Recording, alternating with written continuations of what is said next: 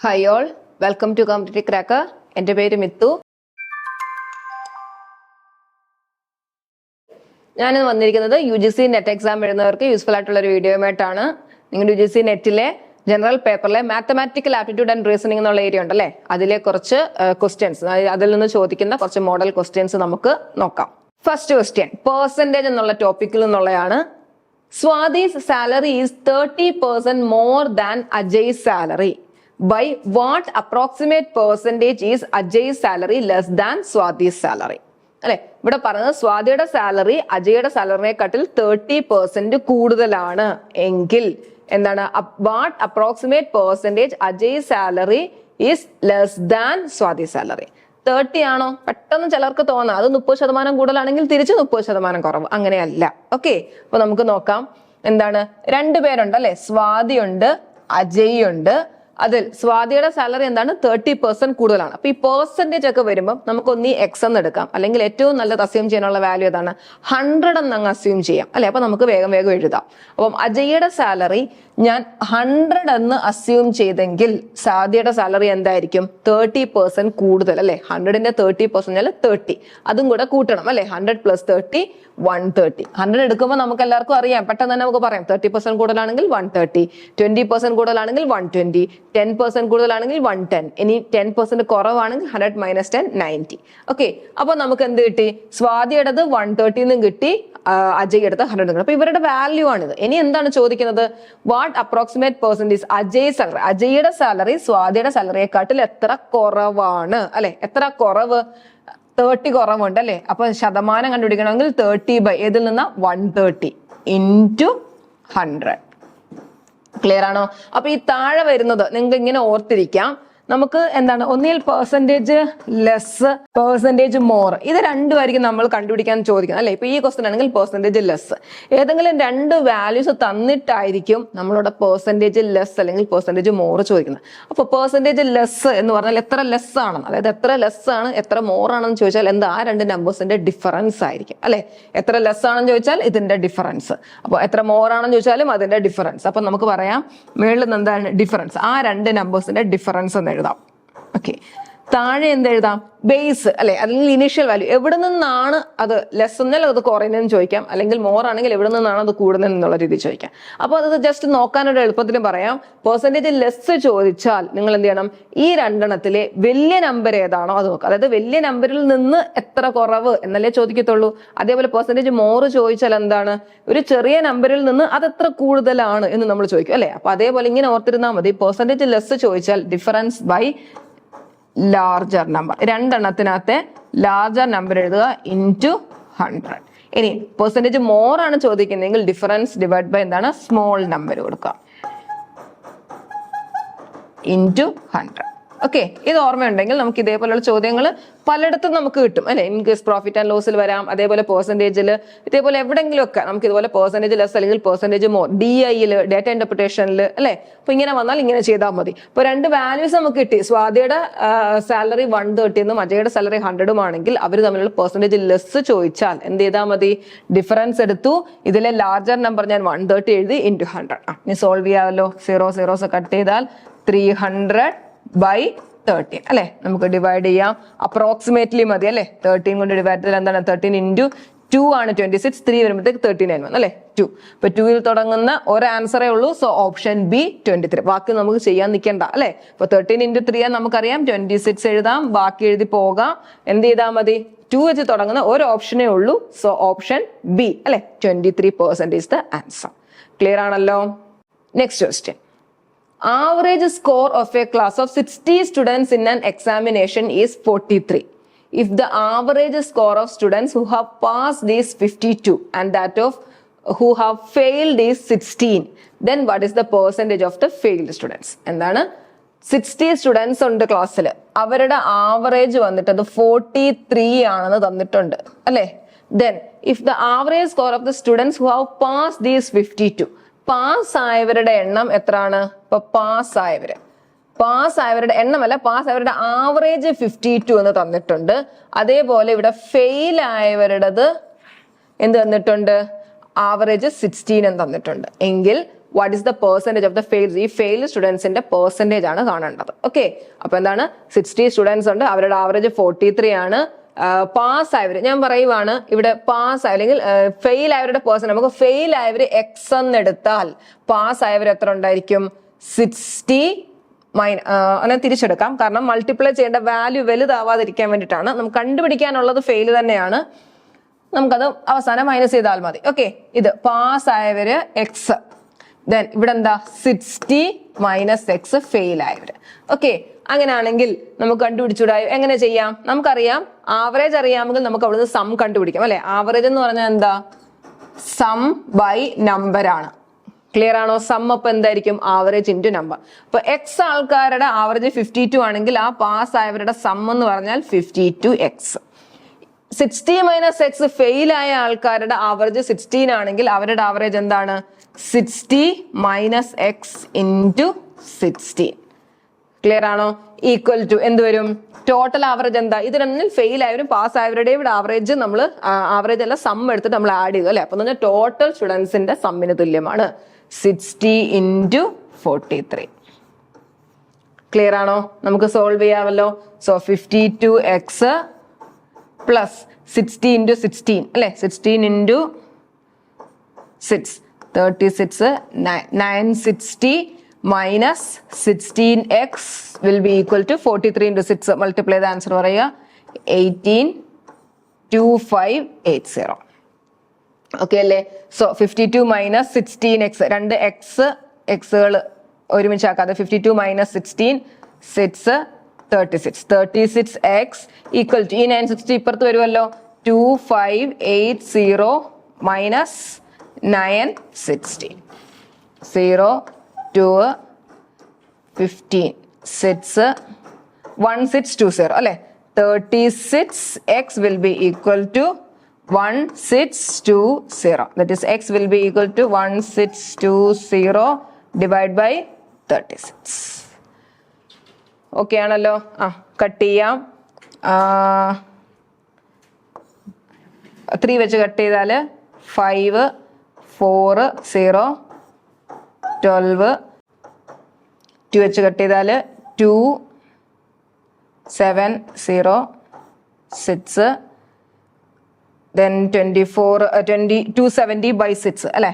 270 by 6 എന്തോരും 4 24 45. Okay, അപ്പൊ നമുക്ക് എക്സിന്റെ വാല്യൂ എന്ത് വന്നു? 45 എന്ന് വന്നു. അതായത് പാസ് ആയ സ്റ്റുഡൻസ് അല്ലെ, പാസ് ആയ സ്റ്റുഡൻസിന്റെ എണ്ണം നമുക്ക് 45 എന്ന് കിട്ടി. എങ്കിൽ ഫെയിൽ ആയ സ്റ്റുഡൻസിന്റെ എണ്ണം എത്രയാണ്? 60 മൈനസ് 45 ദാറ്റ് ഈസ് 15.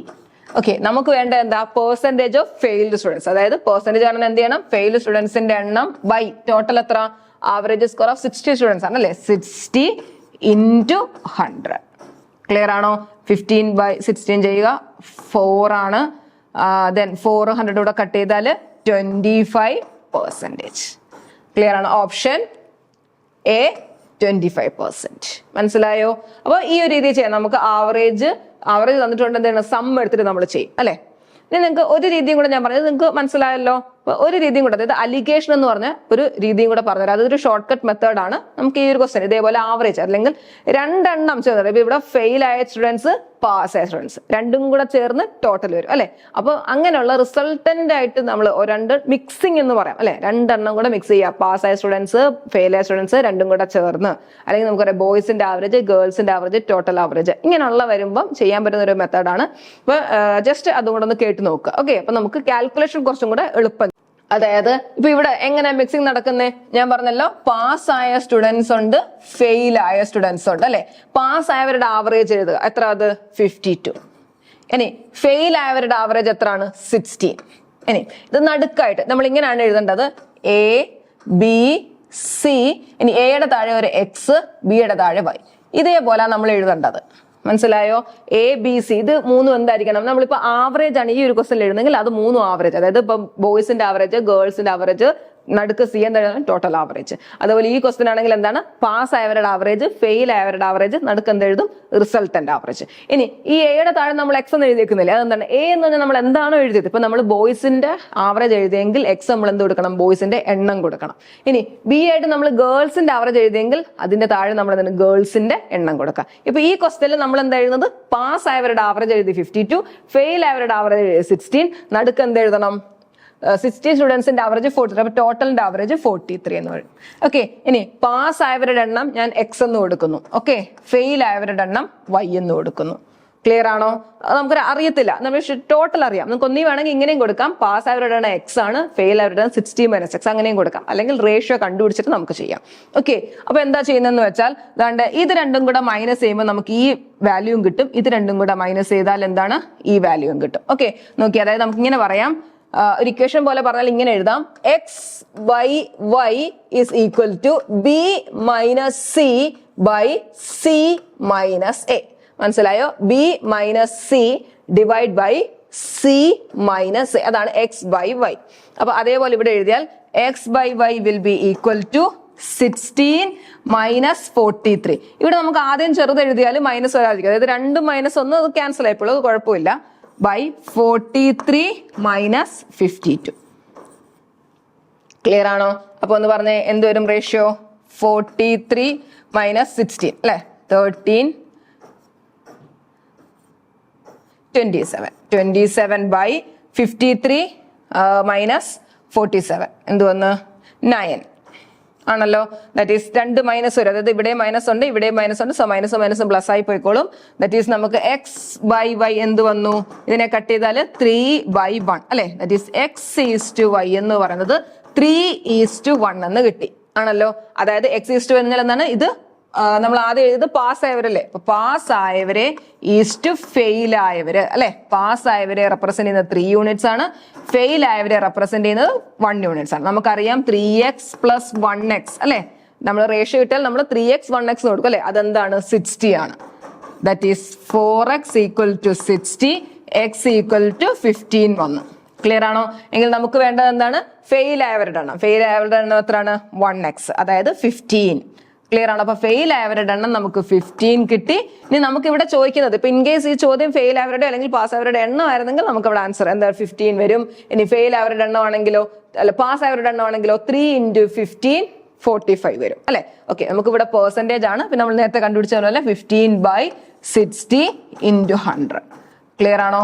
25%. അപ്പൊ ഈ ഒരു മെത്തേഡ് ഒന്ന് ട്രൈ ചെയ്ത് നോക്കുമ്പോൾ നമുക്ക് ആ ഒരു കാൽക്കുലേഷൻ എക്സ് അവരുടെ എണ്ണം കണ്ടുപിടിക്കുന്നത് നമുക്ക് കുറച്ചും കൂടെ വേഗം കണ്ടുപിടിക്കാനായിട്ട് പറ്റും. ക്ലിയർ ആണല്ലോ? നെക്സ്റ്റ് ക്വസ്റ്റ്യൻ, പ്രോഫിറ്റ് ആൻഡ് ലോസിലെ ഒരു ക്വസ്റ്റ്യൻ ആണ്. A dealer mark his good 25% above the cost price and then allows 10% discount on it. What is the cost price of an article on which he gains ₹50? എന്താണ്, ഒരു dealer 25% above ഒരു ഗുഡിന് mark ചെയ്തു അല്ലെ, ഒരു product. അതിപ്പോ നമ്മൾ പറയുവാണ് cost price 100 ആണ് എന്ന് നമ്മൾ അസ്യൂം ചെയ്താൽ അയാൾ എത്ര വിലയാ കൂട്ടിയിട്ടേക്കുന്നത്? 25% വില കൂട്ടിയിട്ടു അല്ലെ. അപ്പൊ അങ്ങനെ ഇടുന്നതിന് നമ്മൾ എന്താ പറയുക, മാർക്ക്ഡ് പ്രൈസ് എന്ന് പറയും, മാർക്ക് പ്രൈസ്. അപ്പൊ 100 വിലയുള്ള ഒരു സാധനം 25% വില കൂട്ടിയിട്ടു, അപ്പൊ എത്രയായി? 125 അല്ലെ. 100 രൂപ വിലയുള്ള സാധനം 25% എന്ന് പറഞ്ഞാൽ 25 രൂപയും കൂടെ കൂട്ടിയിട്ടു, അങ്ങനെ 125 ആയി. പിന്നെന്താ ചെയ്തത്? then he allows a 10% discount on it. എന്നിട്ട് അതിൽ 10% ഡിസ്കൗണ്ട്. അതായത് 125 രൂപ വിലയുള്ള സാധനത്തിന് എന്ത് കൊടുത്തു? 10% ഡിസ്കൗണ്ട് കൊടുത്തു. അപ്പൊ എത്രയായി വില? 125ന്റെ 10% പറഞ്ഞാല് 12.5 അല്ലെ. 125ൽ നിന്ന് 10% ഓഫ് 125 കുറയ്ക്കുക, അല്ലെങ്കിൽ 90% ഓഫ് 125. ഏത് രീതി വേണമെങ്കിലും നിങ്ങൾക്ക് കാണാം. സാധനത്തിന് വില ഇപ്പൊ 125 ആണ്, അതിൽ 10% കിഴിവ് കൊടുത്തു. ദാറ്റ് മീൻസ് എത്രയാണോ 125ന്റെ 10% എത്രയാണോ അത്രയും അതിൽ നിന്ന് കുറയ്ക്കുക. ക്ലിയർ അല്ലേ? ദാറ്റ് ഈസ് 125 മൈനസ് എന്താ 10% ഓഫ് 125 12.5 അല്ലെ, 12.5 കുറയ്ക്കുക. ക്ലിയർ അല്ലേ? 112 അല്ലെ, 112.5. അപ്പൊ 100 വിലയുള്ള സാധനം അയാള് 25% വില കൂട്ടിയിടും, ദാറ്റ് ഈസ് 125 ആയി. അതിൽ നിന്ന് 10% ഡിസ്കൗണ്ട് കൊടുത്തു, അങ്ങനെ എത്രയായി വില? 112.5 ആയി. എങ്കിൽ what is the cost price of an article on which he gain ₹50? അതായത് യഥാർത്ഥ വിലയിൽ അയാൾക്ക് 50 രൂപ ഗെയിൻ കിട്ടി അല്ലെ. ശരിക്കുള്ളൊരു വിലയുണ്ട്, അതിൽ അയാൾക്ക് ഇങ്ങനെ ചെയ്തപ്പോൾ അതായത് 25% കൂട്ടിയിട്ടു, പിന്നെ 10% ഡിസ്കൗണ്ട് കൊടുത്തു എന്ന് പറയുമ്പോൾ അയാൾക്ക് 50 രൂപ ഗെയിൻ വന്നു. നമ്മൾ എത്ര വില അസ്യൂം ചെയ്തേക്കുന്നത്? നമ്മൾ 100 രൂപയാണ് അസ്യൂം ചെയ്തേക്കുന്നത് അല്ലെ. കോസ്റ്റ് പ്രൈസ് 100 രൂപയായിട്ട് അസ്യൂം ചെയ്തു. അങ്ങനെയാണെങ്കിൽ നമുക്ക് എത്ര രൂപയാണ് ഇവിടെ ഗെയിൻ കിട്ടുന്നത്? 100 രൂപ എന്നെടുക്കുമ്പോൾ എത്ര രൂപ ഗെയിൻ വന്നു? 100 രൂപയുടെ സാധനം അയാൾ വിൽക്കുന്നത് 112.5 രൂപ അല്ലെ. 112.5 രൂപയ്ക്കാണ് വിറ്റത് എന്ന് വെച്ചാൽ 12.5 രൂപ ലാഭം ഉണ്ടായി. ക്ലിയർ അല്ലേ? ഇവരുടെ ഡിഫറൻസ് എടുത്താൽ പോരായോ? 12.5 റുപ്പീസ് ആണ് അവിടെ ഗെയിൻ ഉണ്ടായത്. യഥാർത്ഥത്തിൽ ഗെയിൻ എത്ര ആണ് ഉണ്ടായത്? 50 രൂപ അല്ലെ. അപ്പൊ ഈ 12.5 50 ആയാൽ ഈ 100 എങ്ങനെ മാറുന്നു നോക്കുക. ക്ലിയർ ആണോ?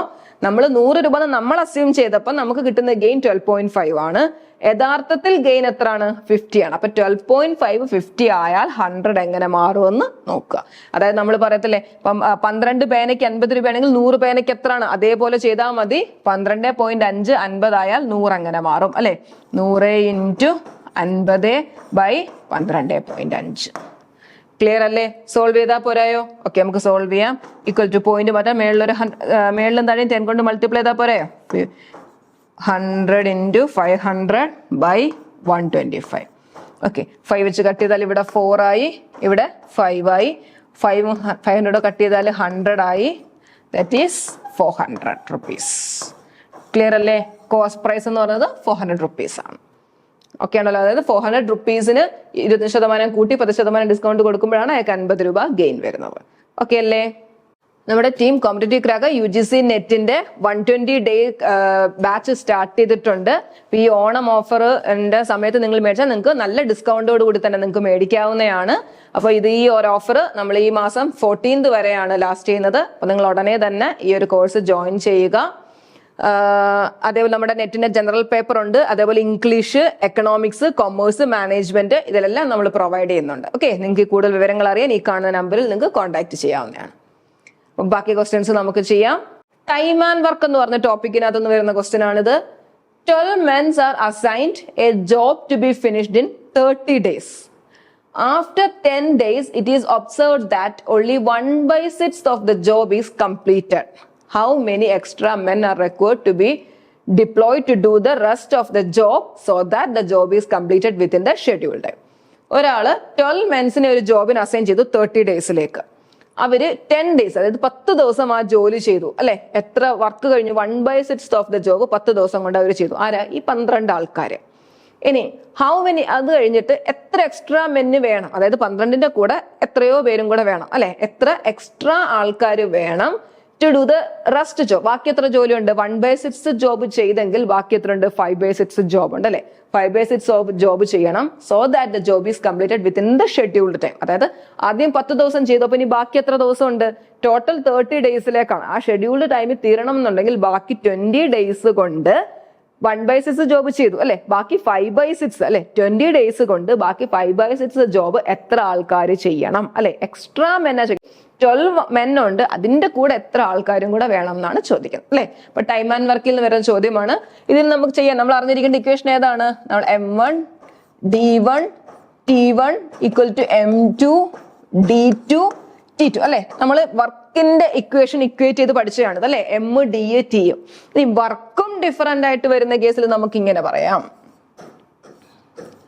ക്ലിയർ ആണോ? അപ്പൊ ഇത് പഠിച്ചു വെച്ചേക്കുക. ഇതിനകത്ത് ക്വസ്റ്റ്യനിൽ ആവശ്യമായിട്ട് വരുന്നത് എന്താണോ അത് നമുക്ക് എടുക്കാം. ഇപ്പൊ നമ്മൾ M എന്ന് ഉദ്ദേശിക്കുന്നത് ആളുകളുടെ എണ്ണമാണ്. ഓക്കെ, D എന്ന് പറഞ്ഞത് ഡേയ്സ്. ഇനി T എന്ന് ഉദ്ദേശിച്ചത് ചില ക്വസ്റ്റ്യനിൽ ഡേയ്സിന്റെ കൂടെ ടൈമും കൂടെ പറയും. അതായത് 2 ദിവസം അവർ വർക്ക് ചെയ്തു, ഓരോ ദിവസം 8 മണിക്കൂർ വെച്ച് വർക്ക് ചെയ്തു, അങ്ങനെ പറയുവാണെങ്കിൽ നമ്മൾ Dയും Tയും എടുക്കണം. അപ്പൊ ഈ ക്വസ്റ്റ്യനിൽ Tയെ പറ്റി പറയുന്നില്ല അല്ലെ. ടൈം അവേഴ്സ് ഒന്നും പറയുന്നില്ല. ഓക്കെ, പിന്നെ W എന്ന് പറഞ്ഞാൽ വർക്കിനെ റെപ്രസെന്റ് ചെയ്യുന്നു. ഓക്കെ, അപ്പൊ നമ്മൾ ഇത് 2 കേസായിട്ട് പറഞ്ഞു വിടായോ. ഫസ്റ്റ് കേസിൽ ആരൊക്കെയാ വർക്ക് ചെയ്തത്? 12 മെൻ ഉണ്ട്. എത്ര വർക്ക് ചെയ്യുന്നുണ്ട് അവർ? 1/6 വർക്ക് ചെയ്യുന്നുണ്ട്. എത്ര ദിവസമാണ്? 10 ദിവസം അല്ലെ. 10 ദിവസത്തെ കാര്യം പറഞ്ഞ 10. ഇനി രണ്ടാമത്തെ കേസിൽ എത്ര ആൾക്കാരാ? 12 ആൾക്കാരുണ്ട്, അതിന്റെ കൂടെ എക്സ് ആൾക്കാരോടുണ്ട് അല്ലെ. 12 + x എന്ന് നമുക്ക് കൊടുക്കാം. എന്നാൽ ആ എക്സ് ആണ് ചോദിക്കുന്നത് അല്ലെ. ആ രണ്ടാമത്തെ പേർക്ക് എത്ര പേര് ചെയ്തു എന്നല്ല, ഹൗ മെനി എക്സ്ട്രാ മെൻ എന്നാണ് ചോദിക്കുന്നത്. അതുകൊണ്ട് ആദ്യം 12 ഉണ്ടായിരുന്നു, അതിന്റെ കൂടെ എക്സും കൂടെ ആഡ് ചെയ്തു. required to deploy the rest job അല്ലെ. 1/6 ചെയ്തെങ്കിൽ ബാക്കി എത്ര ഉണ്ട്? 5/6 ഉണ്ട്. ദെൻ എത്ര ദിവസം കൊണ്ടെന്ന് അല്ലെ, എത്ര ദിവസം ഉണ്ട്? 30 days ഉണ്ട് ടോട്ടൽ. അതിൽ 10 days ചെയ്തെങ്കിൽ ബാക്കി നമ്മുടെ 20 days ഉണ്ട്. ക്ലിയർ അല്ലേ? അപ്പൊ നമുക്ക് ഇക്വേഷനിൽ ഇടാവല്ലോ. ഓക്കെ, M1 വരെ നമുക്ക് കൊടുക്കാം 12 ഇൻറ്റു D1 വരെ നമുക്ക് കൊടുക്കാം 10 ബൈ 1/6 അല്ലെ. 1/6 5/6 1 എന്നും 5 എന്നും എടുത്താൽ മതി അല്ലെ. 6 എന്തായാലും കട്ടായി പോയിക്കോളും. സോ 1 വർക്ക് ഇവിടെ ചെയ്യുന്നു, ഇവിടെ എന്താണ് 5 വർക്ക് ചെയ്യുന്നു. ഓക്കെ, ഇവിടുത്തെ എത്രയാണ്? 12 + x ഇൻറ്റു 20 days. ഓക്കെ, ഇത് ക്രോസ് മൾട്ടിപ്ലൈ ചെയ്ത് സോൾവ് ചെയ്ത് നമുക്ക് എക്സിന്റെ വാല്യൂ കിട്ടത്തില്ലേ? ചെയ്യാം. ചെയ്തേ. 12 into 10 into 5 equal to 12 + x into 20. Okay, ഈ 20 ഇങ്ങി വന്നാലോ? 12 ഇൻറ്റു 10 ഇൻറ്റു 5/20. 0 കട്ട് ചെയ്ത് കളയാം. 2 ും 12 കൂടെ കട്ട് ചെയ്താൽ 6 ആയി. 6 ഇൻറ്റു 5 30 അല്ലെ. ഇതിവിടെ ഓക്കെ. എന്താണ് ഇവിടെ? 12 + x. ഓക്കെ, ബാക്കി ഏതായാലും എന്ത് വരും? 30 equal to 12 + x. that is x will be equal to 30 minus 12. എന്ത് വരും? 18 men. ഓപ്ഷൻ സി 18 men ആണ് എക്സ്ട്രാ ആയിട്ട് വരുന്നത്. ക്ലിയർ ആണോ? Next question. A man walks 1 kilometer towards east and then turns southwards and walks 5 kilometer. Again he turns to east and walks 2 kilometer. After this he turns to the north and walks 9 kilometer. How far is the man from his starting point?